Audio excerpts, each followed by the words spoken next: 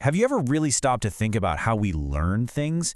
I mean, brand new from the ground up skills. Is it something we just do all by ourselves in our own heads, or is there more going on? Okay, think back with me for a second. That whole tricky loop, swoop, and pull thing? Did you just wake up one day and figure it out by staring at your laces? Or was somebody there with you? Yeah, I'm willing to bet you didn't do it alone. And that simple moment, a parent, an older cousin, a teacher showing you how it's done, that's the key to this whole massive idea about learning. It tells us that learning isn't a solo mission. It's fundamentally social. And this brings us to this incredible thinker, a psychologist named Lev Vygotsky, and his game-changing idea, sociocultural theory. He basically said, look, if you want to understand how our brains learn, you have to look at how we connect with the world, and more importantly, with the people around us. What Vygotsky was really getting at is that our minds are shaped by our society. We don't just learn from textbooks in a vacuum. Nope, we learn through collaboration, through talking with parents, teachers, and friends who might know a little bit more than we do.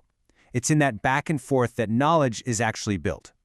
So if learning happens with other people, is there like a perfect time for it to happen? Well, Vygotsky shouted a big yes, and he gave it a name that has totally changed education, the zone of proximal development. Okay, think of it this way. There's a bunch of stuff you can do all on your own, no problem.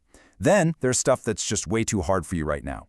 The ZPD is that magical space right in the middle. It's the sweet spot where something is a little tough, but it's totally possible if you've got a guide. This is where real learning happens. It's where your potential starts to become your reality. And this quote from the man himself just nails it, doesn't it?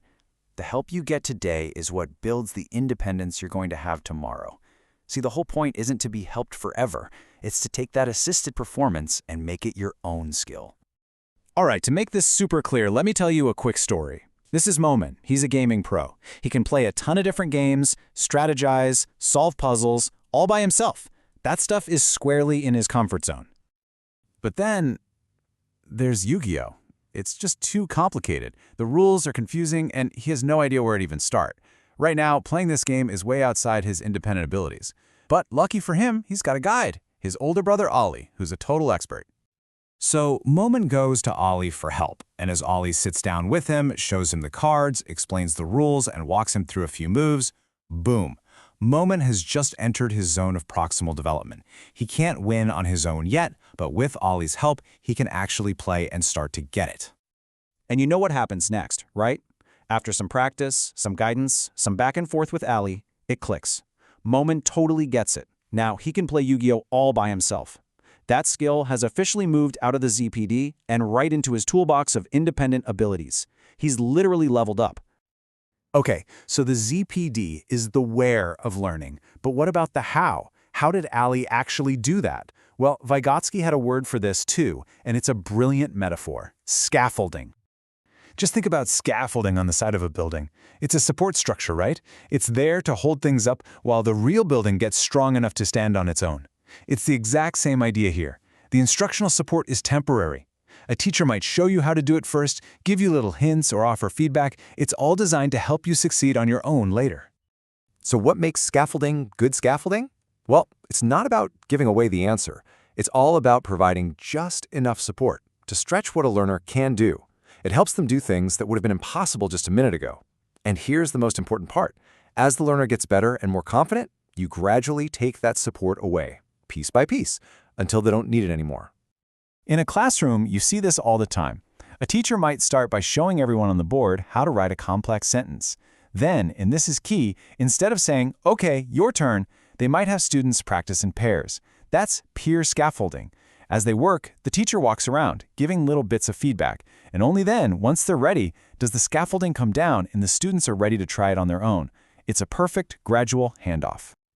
Now, you really can't talk about Vygotsky without bringing up his famous contemporary, Jean Piaget.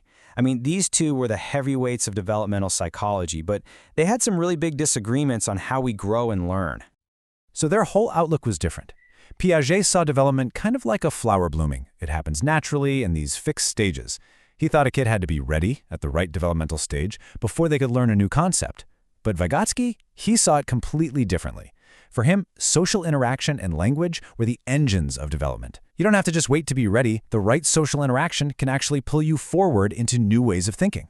And that leads to this huge difference. Piaget thought language just reflects our thinking, while Vygotsky believed language is the very tool that shapes our thinking. So all this theory is great, but what does it actually mean for us today, for how we teach and for how we learn? Well, it turns out Vygotsky's ideas have had a massive, and I mean massive, impact on the modern classroom. Okay, here's the bottom line. Vygotsky teaches us that learning is not a spectator sport. All that group work, those collaborative projects, they aren't just for fun. They're some of the most powerful learning tools we have. He highlights just how critical teachers and our own peers are in guiding us.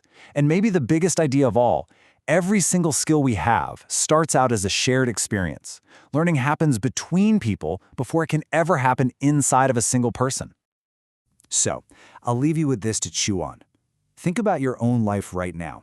Maybe it's learning a new instrument, getting the hang of some software for work, or even just picking up a new hobby.